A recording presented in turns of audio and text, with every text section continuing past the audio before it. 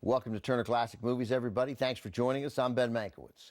During his nearly 30-year career, July's Star of the Month, Steve McQueen, earned just a single Oscar nomination, and it was for the picture we have up next. From 1966, an adventure set in China during the 1920s, The Sand Pebbles.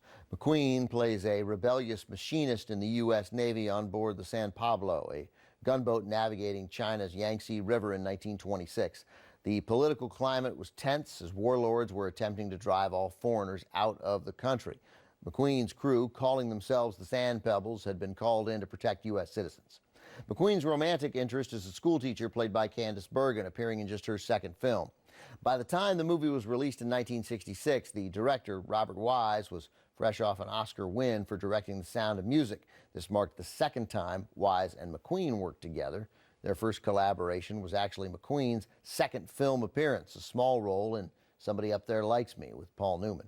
Wise wanted Newman for The Sand Pebbles, but when Newman turned him down, Wise willingly turned to McQueen, who'd become a huge star in the decade between Somebody Up There Likes Me and The Sand Pebbles.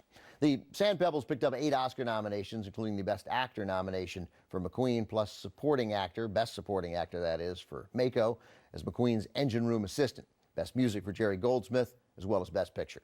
Cast includes Richard Attenborough as a machinist's mate.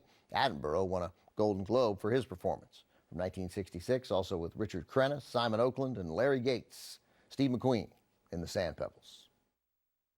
Robert Wise, who produced and directed The Sand Pebbles, wanted to make this film in 1962 with Paul Newman.